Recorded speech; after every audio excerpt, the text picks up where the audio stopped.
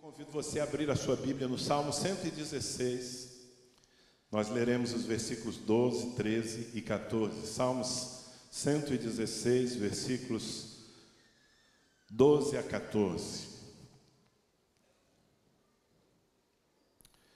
Como posso retribuir ao Senhor toda a sua bondade para comigo? Eu vou ler de novo essa pergunta, porque eu quero muito que ela entre no seu coração.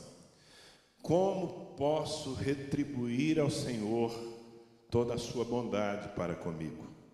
Erguerei o cálice da salvação, invocarei o nome do Senhor, cumprirei para com o Senhor os meus votos, na presença de todo o seu povo. Amém? Se você está com uma Bíblia de papel, deixe aberta nesse texto, né? Se você está com uma Bíblia eletrônica, é melhor fechar, senão a bateria acaba. Mas eu quero falar um pouco sobre gratidão, porque essa semana, como eu disse, nós tivemos o Dia de Ação de Graças, cujo propósito é não apenas lembrar as pessoas uma vez por ano de que elas devem parar e agradecer a Deus, mas o propósito do Dia de Ação de Graças é muito maior do que isso. É promover uma cultura no meio da igreja e da nação, uma cultura de gratidão. Eu acho que eu posso dizer com toda certeza que a gratidão é uma das virtudes mais sanadoras na vida do homem. Uma pessoa grata, ela é uma pessoa curada.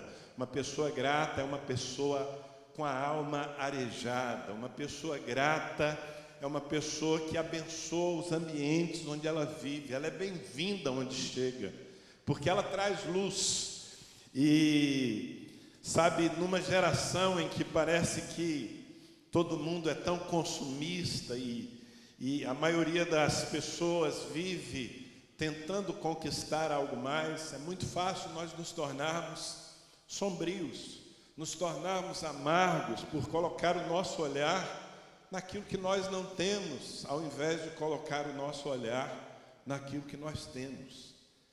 E muitas vezes, mesmo convertidos ao Senhor, mesmo tendo a nossa vida transformada pelo Espírito Santo, nós ainda mantemos certas tendências de alma que bloqueiam os canais da gratidão.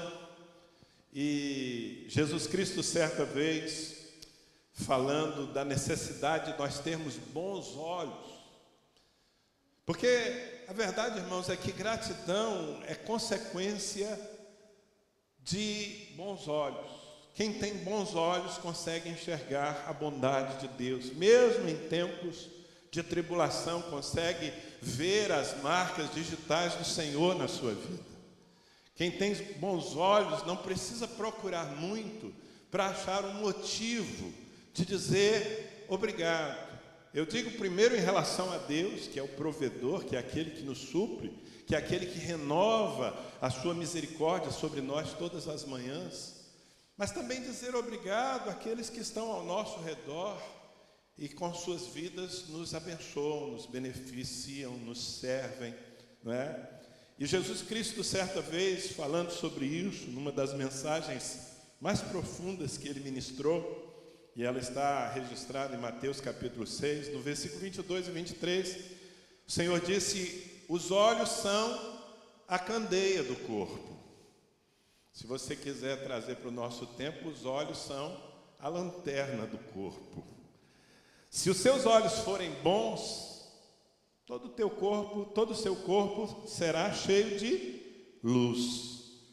Mas se os seus olhos forem maus, todo o seu corpo será cheio de trevas. Portanto, se a luz que está dentro de você são trevas, que tremendas trevas são. Do que ele está falando?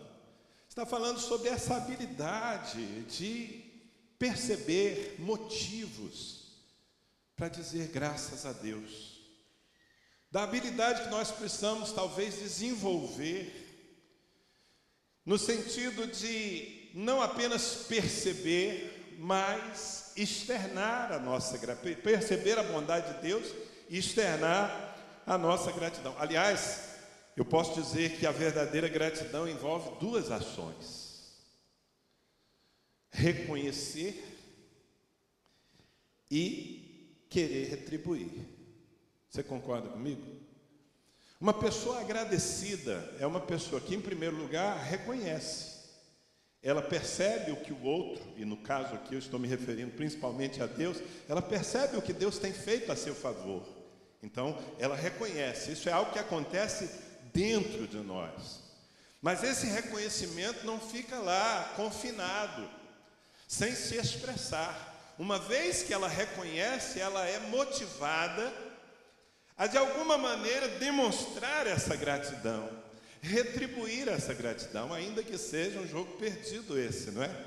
Eu querer devolver a Deus do que Ele tem feito por mim, do que Ele tem sido na minha vida, nunca conseguirei. Aliás, há uma expressão que as pessoas usam com facilidade, não é? Talvez você use quando alguém te abençoa, faz algo por você, e as pessoas dizem assim: Deus te pague, não é? Eu ouço muito disso.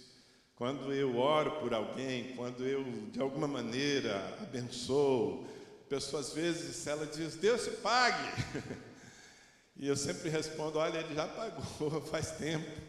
2000 anos atrás Ele pagou, eu só estou tentando devolver um pouco daquilo que Ele já fez por mim. E se nós aprendermos a viver uma vida assim, se nós nos concentrarmos em criar um hábito de ação de graças. Presta atenção nessa expressão, ação de graças. Quando você fala de dar graças, você fala de agradecer, de reconhecer. Mas quando você fala de ação, então a ideia é que você faça algo que demonstre a sua gratidão, que ela não esteja simplesmente aí e que ninguém saiba, nem Deus. Talvez você pense bem, mas Deus já sabe de tudo, Ele lê o meu coração. Eu posso dizer para você que Deus vai se entusiasmar muito mais com as suas atitudes. E a vontade de Deus para nossas vidas, para a vida de cada ser humano, é que nós nos façamos prediletos. A Bíblia diz que Deus não faz acepção de pessoas. Ou seja, Ele previamente, Ele não faz isso. Olha para alguém e diz: esse aqui eu vou abençoar, porque eu quero abençoar. Esse aqui eu não vou abençoar, vou desprezar. Então Deus não faz essa diferença. Deus trata a todas as pessoas de uma maneira igual. Mas eu ouvi certa vez alguém falando isso e concordei plenamente com a afirmação. Deus não faz acepção de pessoas, mas Deus faz acepção de atitudes. Pessoas se fazem prediletas de Deus dependendo da atitude que tem. Quantos entendem isso? E no sentido da gratidão, eu diria que a gratidão é determinante na qualidade do nosso relacionamento com Deus. Se você é uma pessoa ingrata, certamente o seu relacionamento com Deus vai ser afetado e vai ser pobre. E eu imagino que isso vai também transbordar para os seus relacionamentos humanos. Por outro lado, se você é uma pessoa agradecida e que traz do coração essa busca que o salmista manifestou, o que eu posso dar ao Senhor em retribuição por toda a sua bondade para comigo? Se você vive assim, certamente você vai se tornar um filho dos prediletos de Deus. E quando Deus gosta de alguém de uma maneira especial por causa de suas atitudes, certamente Ele vai prosperar o caminho dessas pessoas. Amém? Em 1 Tessalonicenses 5,18 nós temos explicitamente declarada a vontade de Deus para nós. Está escrito assim: deem graças. Deem graças em todas as circunstâncias, pois esta é a vontade de Deus para vocês em Cristo Jesus. Eu encontro por aí de vez em quando alguns crentes esbaforidos, preocupados: pastor, me ajuda, porque eu não sei o que Deus quer da minha vida, eu estou buscando uma direção, eu estou buscando a vontade de Deus para mim. Pronto, achou. 1 Tessalonicenses 5,18. Essa é a vontade de Deus para todos nós, que da nossa boca e dos nossos gestos, das nossas ações, haja uma expressão de ação de graças, independente das circunstâncias. Amém? Em 2 Coríntios 4,15, o apóstolo Paulo diz o seguinte, preste bem atenção: tudo isso é para o bem de vocês, para que a graça que está alcançando um número cada vez maior de pessoas, olha lá o tanto de gente nova que a graça alcançou nesses últimos meses, não é? Mas Paulo está dizendo o seguinte: essa graça que tem alcançado um número cada vez maior de pessoas, que ela faça que transbordem as ações de graças em cada um de nós, para a glória de Deus. Quantos estão entendendo? Eu posso resumir tudo que eu estou falando aqui em um povo, uma cultura que se preocupa em manifestar diante de Deus gratidão. E aí, voltando para o versículo inicial, ou para os versículos iniciais, porque a ideia daqueles 3 versículos do Salmo 116 é parte da pergunta de um homem agradecido. Quem escreveu o Salmo 116, que eu não sei, a Bíblia não informa, mas certamente era um homem apaixonado por Deus. Certamente era um homem agradecido, porque a preocupação dele é a que deveria tomar o nosso coração todos os dias. Ele diz: como posso retribuir ao Senhor toda a sua bondade para comigo? Percebam que, em primeiro lugar, ele reconhece a bondade de Deus. Deixa eu fazer uma pergunta aqui, que eu gostaria que você respondesse com toda a sinceridade. Não sei o que você está vivendo nesses dias, que dificuldade você está passando, se é que está passando alguma dificuldade. Mas quantos aqui de todo o coração podem dizer: Deus é bom? Diga: Deus é bom. Uau, uau, e eu sei que ouvir isso é de arrepiar, e eu sei que eu estou ouvindo de gente, alguns estão talvez na crista da onda, vivendo o momento mais feliz de suas vidas, e outros estão remando contra a maré, estão vivendo por dias, passando por dias de tribulações, mas ainda assim mantém essa capacidade de perceber a bondade de Deus. E essa é a chave, essa é a chave. Vocês sabem que há poucas semanas eu perdi minha mãe, e o tempo que antecedeu a essa partida, a essa separação tão dolorosa, também foi um tempo muito desafiador que eu não havia vivido antes. Foram praticamente 2 meses de hospital, quase todos os dias ali vivendo e percebendo o drama que a envolvia pessoalmente, que nos afetava também. E eu poderia, se tivesse olhos maus, durante todo aquele tempo difícil, que ainda não cessou, me tornar uma pessoa amarga, não é? Como muitas pessoas se tornam quando passam por tribulação. Elas colocam os olhos no problema e elas culpam Deus sobre os seus problemas. E aí elas ficam adoecidas, às vezes literalmente, porque nós somatizamos. Quem não tem um coração agradecido, quem vive murmurando, amargurado da vida, acaba adoecendo até no físico. Morre mais cedo, viu? Mas sabe, naquele tempo, e mesmo agora, foram fases diferentes, de um período difícil na vida da minha família, na minha vida, tanta gratidão foi suscitada. Eu fiquei, por exemplo, apaixonado, no bom sentido, por uma menina, uma moça que Deus trouxe lá do norte do Brasil e que cuidou da minha mãe nesses últimos anos como se fosse a mãe dela. O nome dessa moça é Priscila. Aliás, no culto que estávamos fazendo lá antes do sepultamento, eu fiz menção, chamei a Priscila para agradecer. Eu várias vezes dentro do hospital, eu fiquei impressionado com o cuidado de certos profissionais de saúde. Eu cheguei a manifestar, não apenas sentir, mas falar com alguns enfermeiros e enfermeiras: olha, graças a Deus por sua vida, você não é só um profissional, você é um anjo de Deus aqui, cuidando de pessoas com tanto zelo, com tanto carinho, empenhando o seu tempo por gente que você nem conhece. Eu percebo que você não faz isso só pelo salário. Então, percebe, queridos, que mesmo no tempo da dor, se você tiver olhos bons, você encontra as marcas da bondade de Deus sustentando, fazendo com que aquele tempo não seja tão duro assim. E é sobre isso que estamos falando. Porque, bom, é verdade que muitas vezes, quando estamos vivendo a boa vida na crista da onda, nos esquecemos de Deus. Muitas pessoas são tão ingratas que mesmo em tempo de sucesso, de êxito, de prosperidade, elas tampouco manifestam gratidão. Acham que estão simplesmente colhendo o resultado do seu esforço.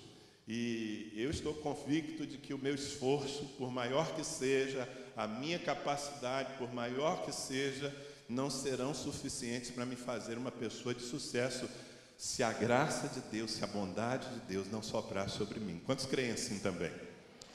Então, o que eu posso fazer? Como posso retribuir ao Senhor toda essa bondade, essa misericórdia que Ele renova sobre a minha vida e que se manifesta no alimento que eu como, na saúde que eu tenho, nos amigos que me cercam, na igreja que me acolhe, no pastor que me cuida? Como eu posso agradecer por toda essa bondade e devolver, retribuir?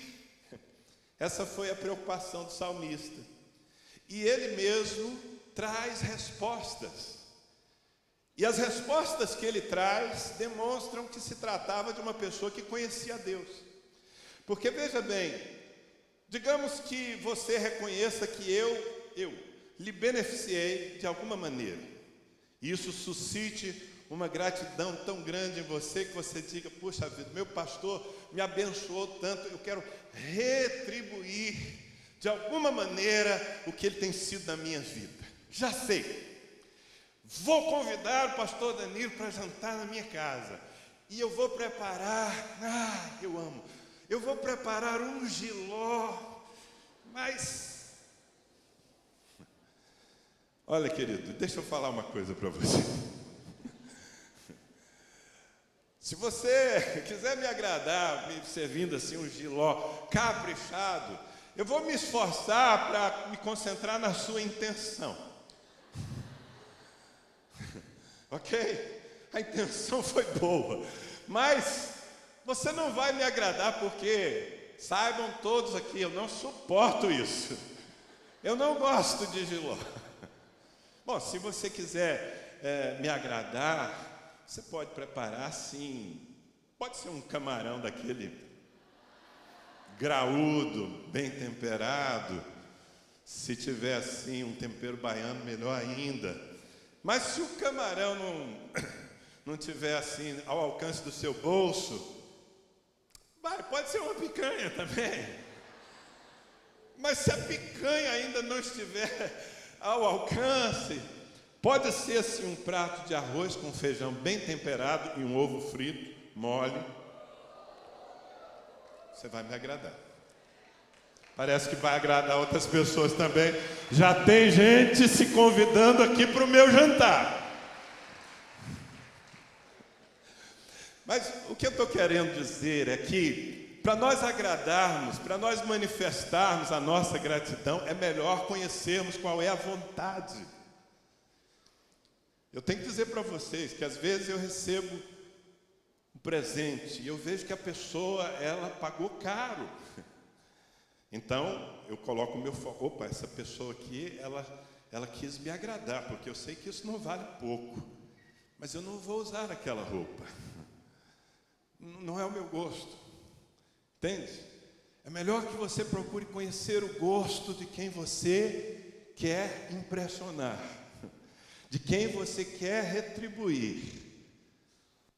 Eu não estou falando de mim, eu estou falando de Deus. Então, conhecer o coração de Deus, saber o que é importante, o que vai provocar em Deus, olhando para as nossas vidas e nossas atitudes, aquele uau!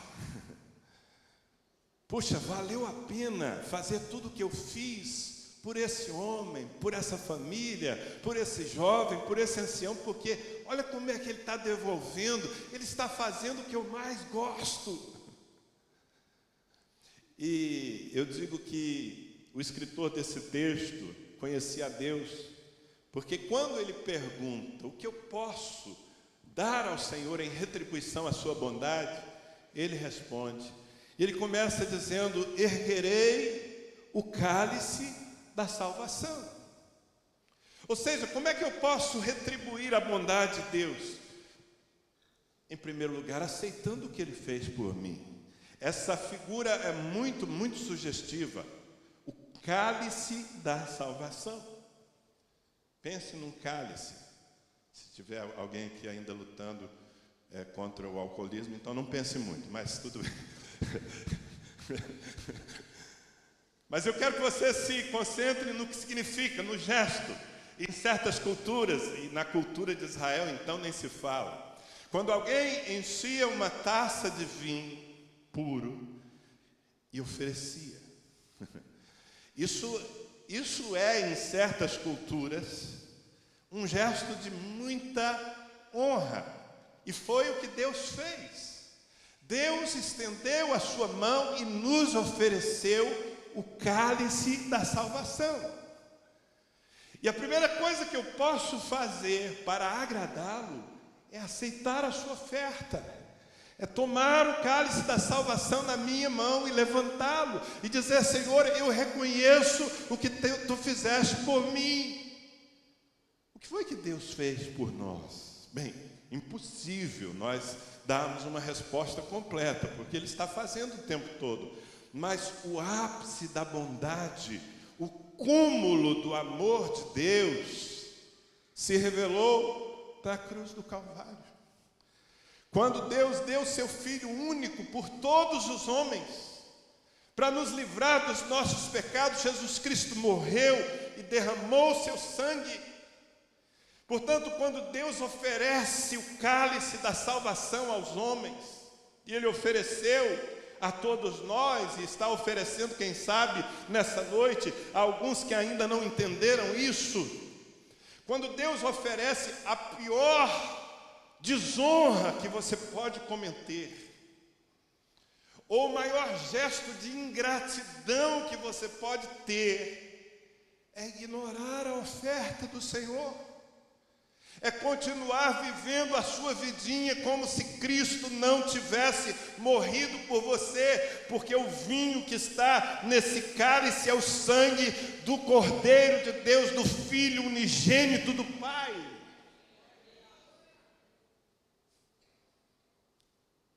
E por isso eu posso dizer com toda convicção que esse é o pecado imperdoável. Deus oferece a salvação e você não abraça, você não segura, você rejeita. E como é triste, não é? Percebemos que numa nação como a nossa, onde o Evangelho tem sido pregado em todos os lugares, de todas as formas, por todos os meios, tanta gente continua vivendo de costas para Deus, como se Jesus não tivesse morrido para ser o Senhor das suas vidas. Continuam vivendo a revelia da cruz. Isso é ingratidão. Há um desprezo à salvação. E o apóstolo Paulo, falando dessa oferta de Deus em Romanos, capítulo 5, versículos 7 e 8, ele diz assim: dificilmente haverá alguém que morra por um justo. Embora pelo homem bom, talvez alguém tenha coragem de morrer. Mas Deus demonstra seu amor por nós.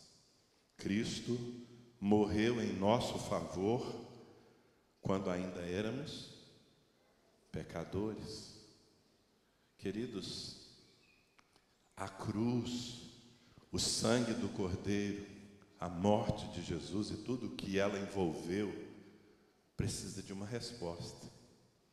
E se a resposta é desdém, se a resposta é, ok, você morreu por mim, mas eu vou continuar vivendo a minha vida do jeito que eu quero, então certamente essa não é uma resposta de gratidão, é uma desonra. Mas eu estou falando aqui para um auditório onde a maioria absoluta das pessoas recebeu o cálice da salvação. Amém?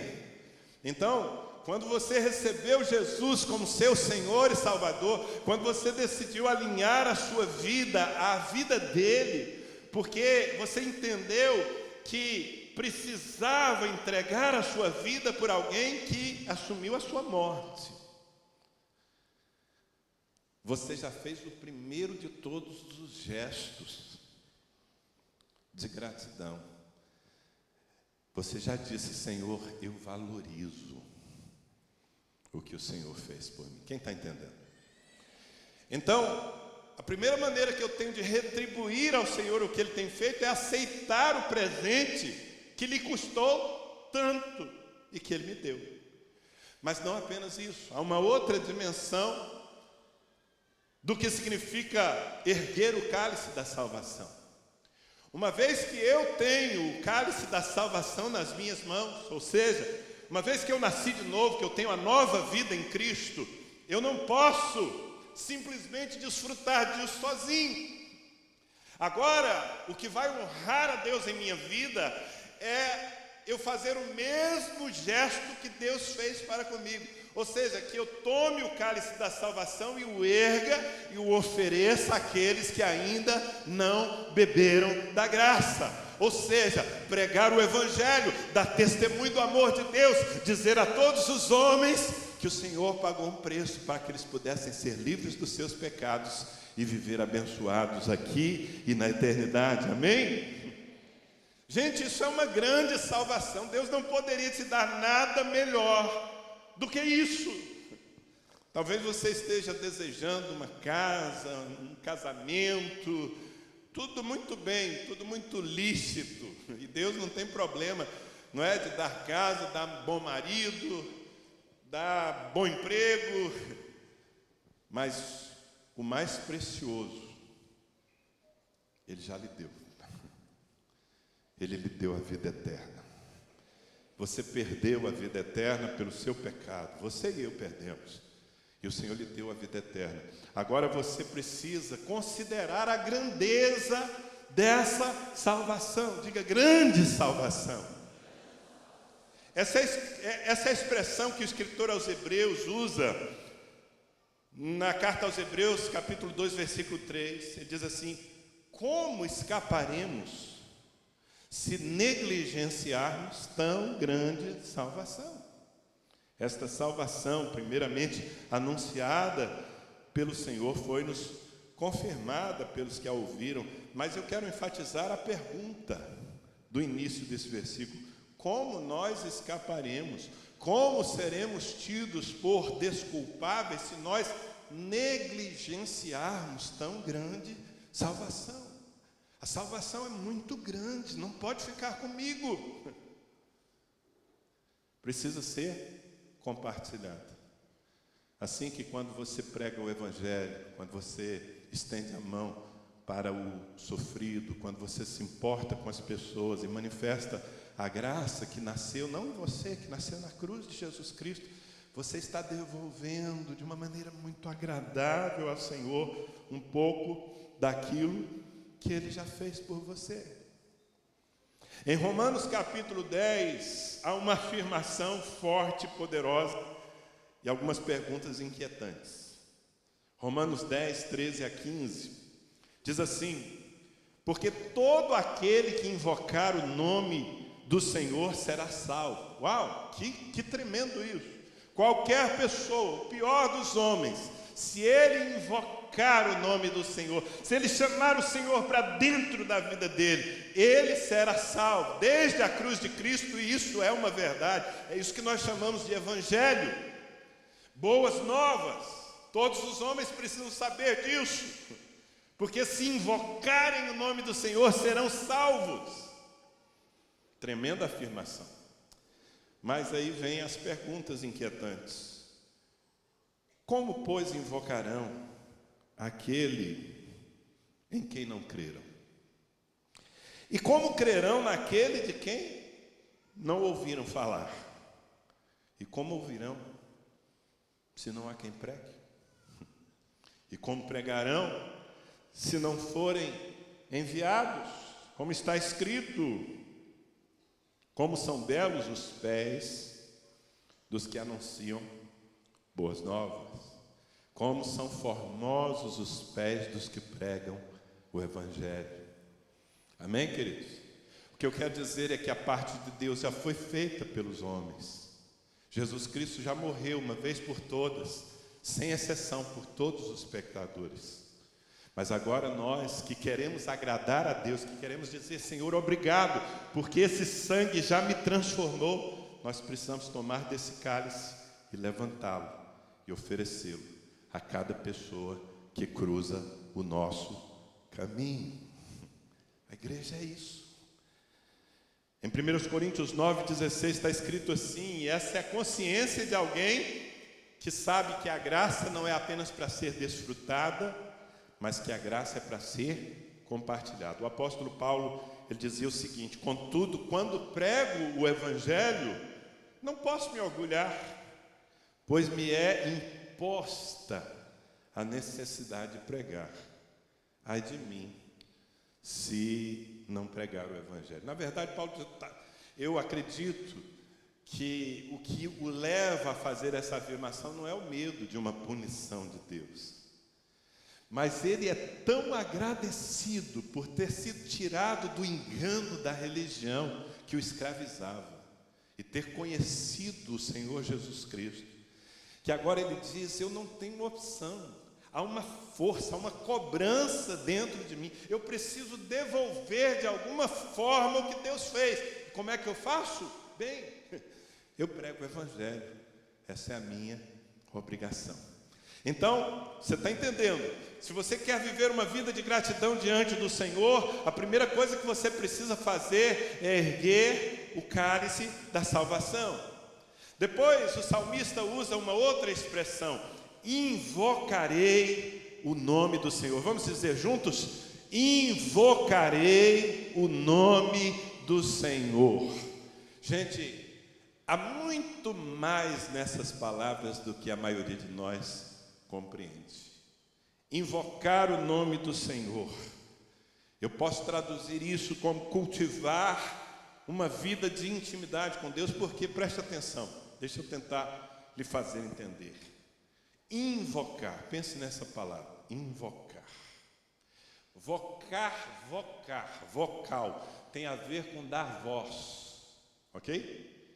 Invocar é dar voz a um clamor do meu coração. É chamar, é gritar, é clamar por alguém, para que esse alguém venha e entre na minha vida. Agora, a palavra está dizendo assim: invocarei o nome do Senhor. O que é nome? Nome é identidade. Eu me distingo de você pelo meu nome. Aliás, Deus se distingue mais do que qualquer um de nós, porque o nome dele é nome sobre todo nome. A identidade de Deus. Quando eu entendo que o melhor que pode acontecer na minha vida é que a identidade de Deus, que a pessoa de Deus, que a glória de Deus me influencie, então eu vou desenvolver uma vida de busca.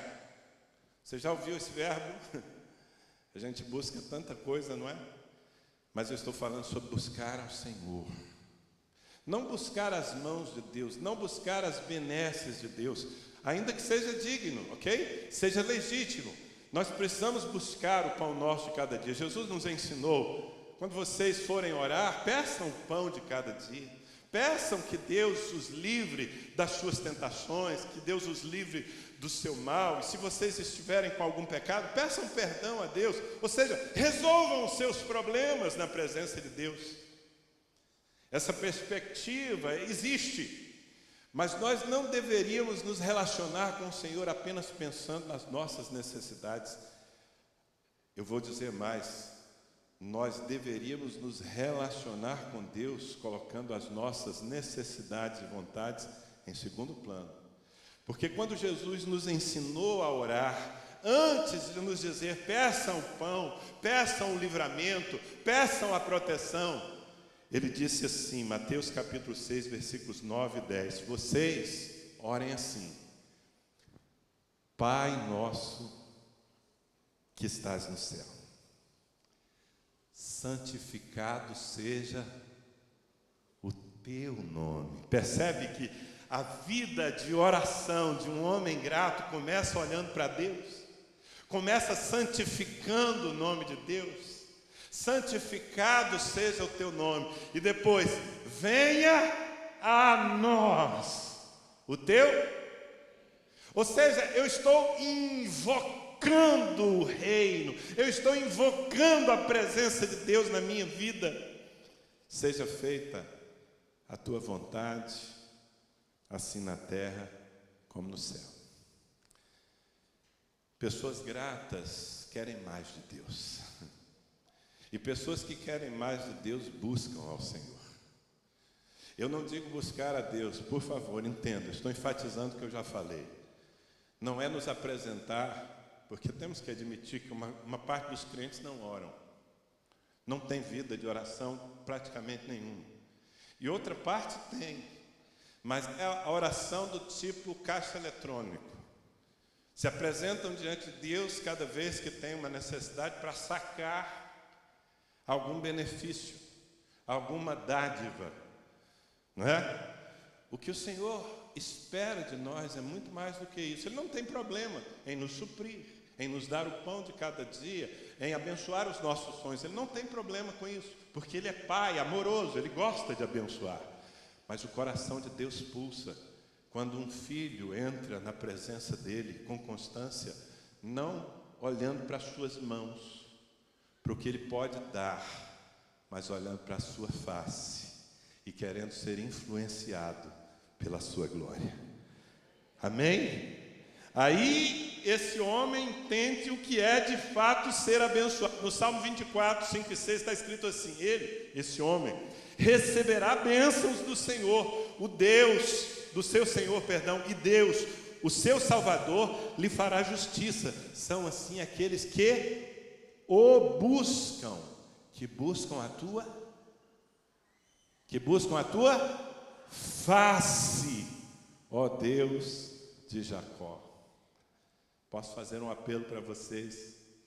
É um apelo que está forte no meu coração.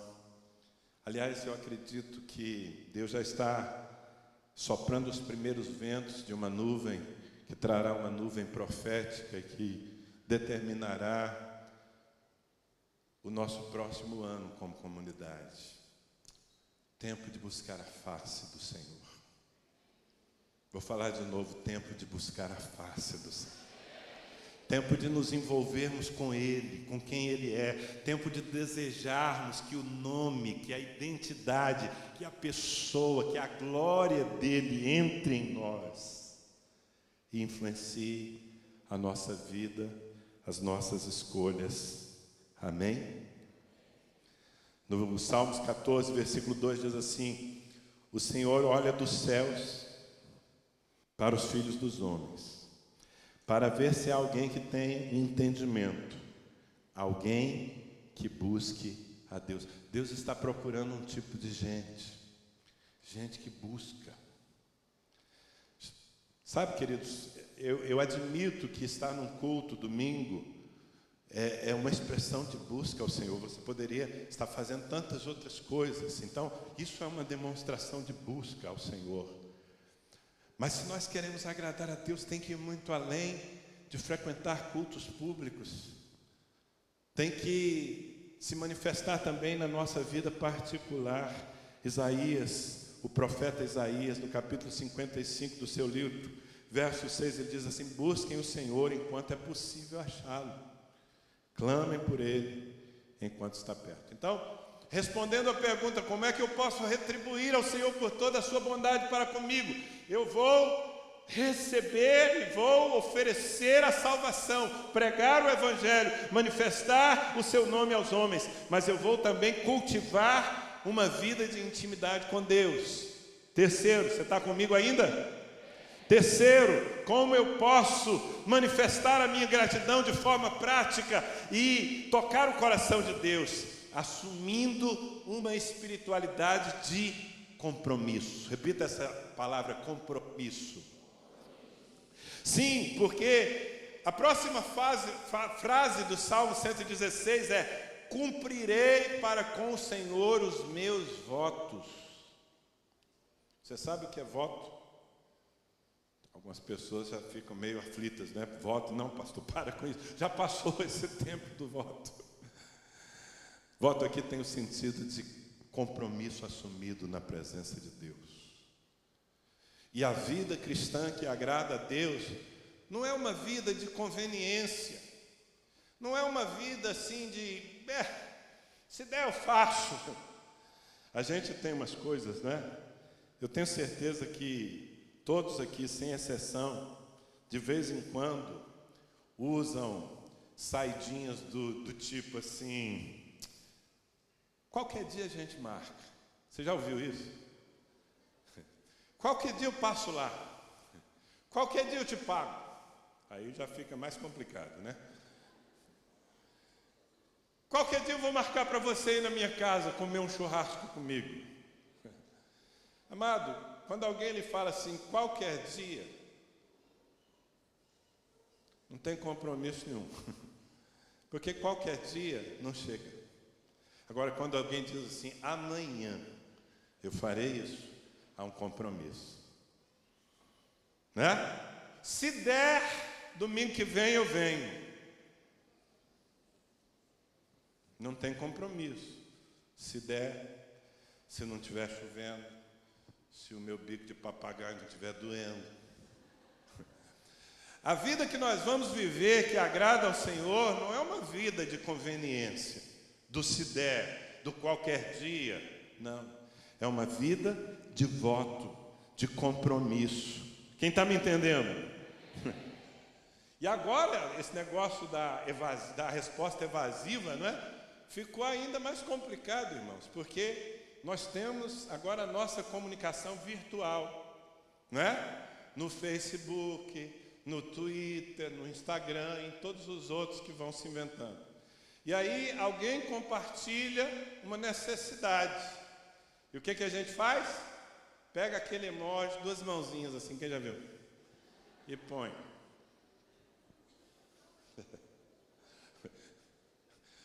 Não, o problema não é colocar a mãozinha lá. O problema é achar que colocando aquela mãozinha 3 vezes, você já orou. Você já intercedeu. Quem está me entendendo? Essa é uma vida de descompromisso.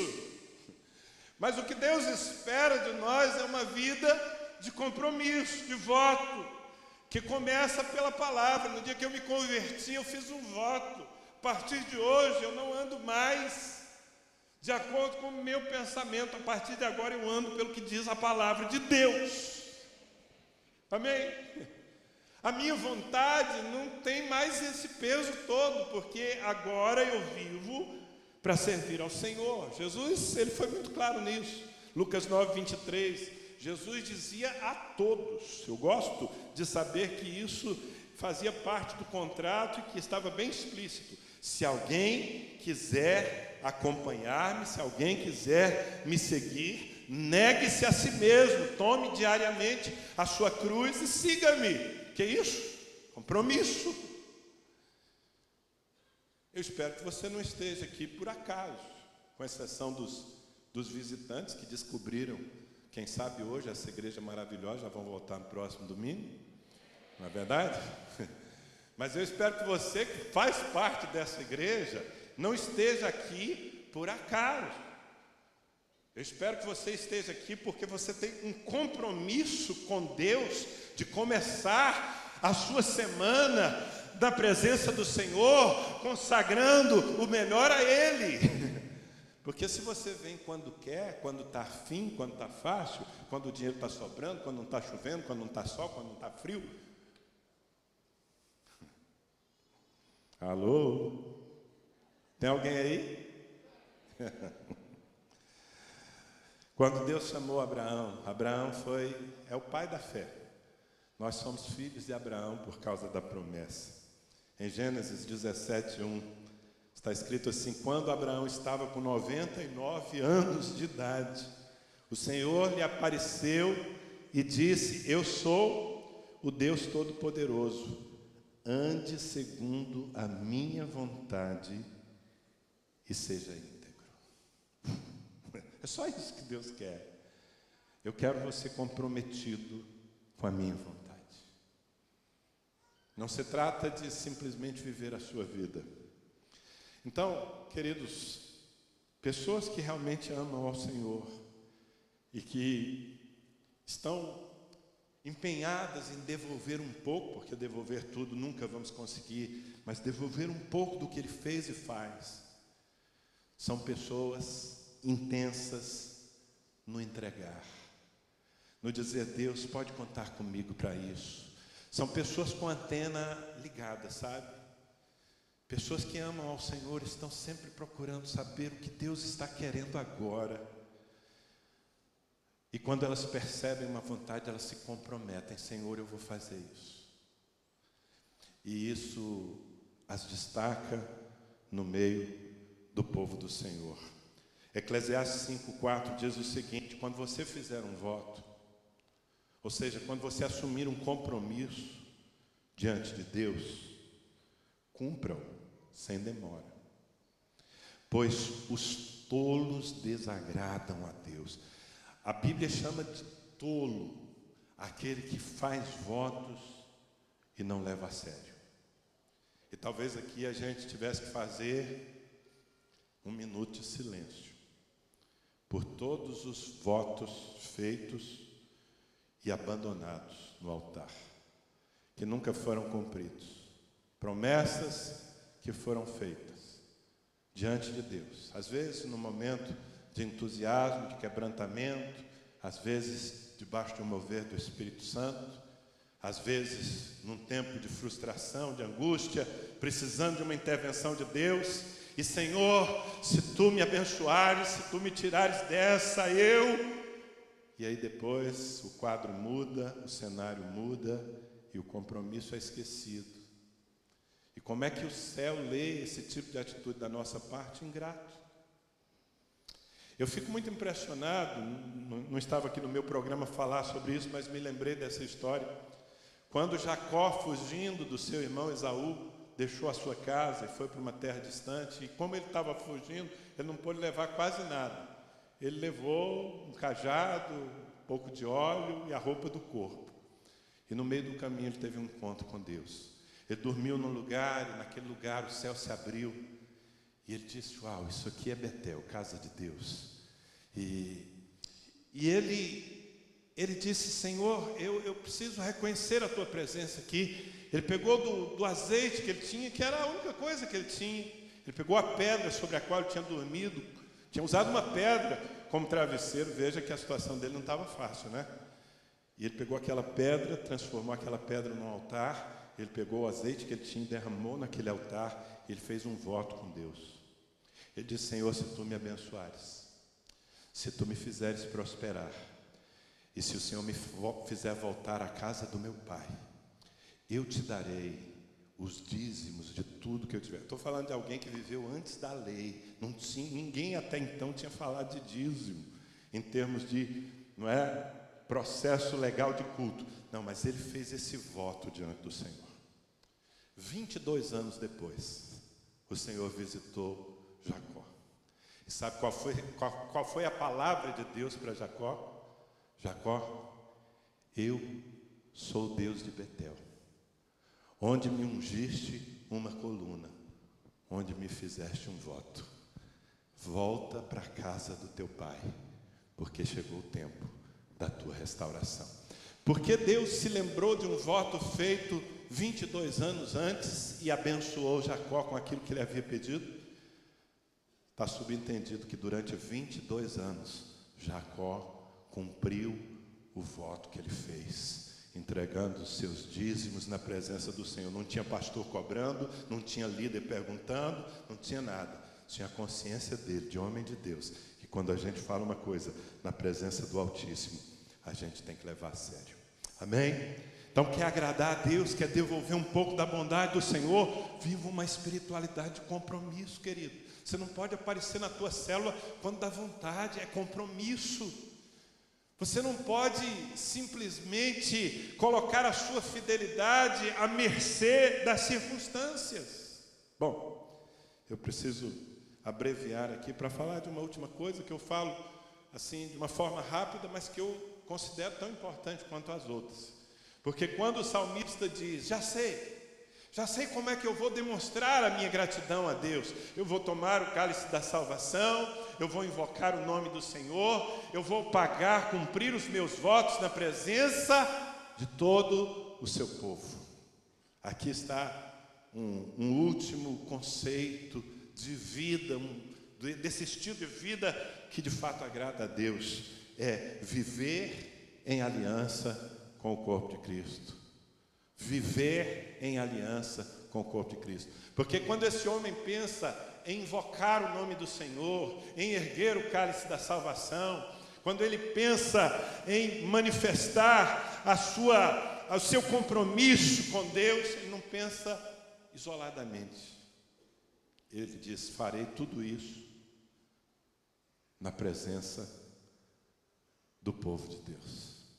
O que eu quero dizer, meus irmãos, é que a vida cristã que honra ao Senhor não pode ser vivida no isolamento, na independência, no individualismo, a partir do minha vida e ponto final. Não. A vida que agrada a Deus é vivida em família. Ouça o que eu estou te dizendo. A igreja, e quando eu falo da igreja, não estou falando desse prédio, eu não estou falando de uma instituição, não estou falando de uma pessoa jurídica. A igreja, o povo de Deus, a família da fé, não é um detalhe na nossa vida. Eu posso ouvir um amém? A igreja não é um detalhe, não é um acessório, não é uma opção. Quem quer agradar a Deus, assume viver a sua vida diante do seu povo. Veja bem, não é simplesmente estar presente, se esconder no meio da multidão. É viver a minha vida, é cumprir os meus votos na presença da igreja. E se tem uma coisa que impressiona a Deus, que alegra o coração do Altíssimo, é ver os seus filhos vivendo em unidade. Por quê? Porque não há filho sem família, não há vida fora do corpo, não há cristão sem igreja. Você pode, só para enfatizar, falar isso para a pessoa que está aí ao seu lado, diga para ela assim, não há filho sem família, não há vida fora do corpo, não há cristão sem igreja. Muitas pessoas estão embarcando nessa furada. Às vezes elas têm uma decepção dentro da igreja e elas dizem que vão viver o seu cristianismo sozinhas. Nada mais absurdo. Eu vou dizer uma coisa, eu não consigo entender uma decepção que seja mais forte do que a mensagem da cruz. Eu já tive tantas decepções no meio da igreja, mas nenhuma delas é tão poderosa quanto aquela voz de amor que vem da cruz do Calvário. Eu tenho motivo para ficar aqui até o último dia da minha vida e depois para estar com esse mesmo povo na eternidade. Jesus Cristo morreu por todos nós, amém? E Ele destruiu os muros de separação.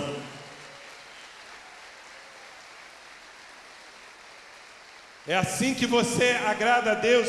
Eu quero terminar lendo um último versículo, muito conhecido, aliás, 3 versículos, um pequeno capítulo do livro de Salmos, que talvez alguns de vocês possam dizer de cor. Salmo 133, versículos 1 a 3. Como é bom e agradável quando os irmãos convivem em união.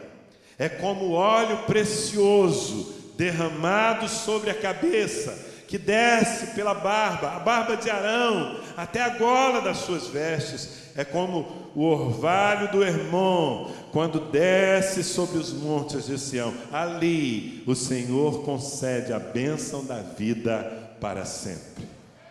Amém? Essa é a vida que agrada a Deus. Ele ama se assentar na cabeceira da mesa e ver os seus filhos ao redor da mesa, juntos, vencendo suas diferenças, mas comprometidos uns com os outros em amor e cooperando para que o reino de Deus prospere sobre a terra. Como poderei retribuir ao Senhor por toda a sua bondade para comigo? Você tem uma boa pergunta e nessa noite você tem uma boa resposta. Amém? Vamos ficar em pé.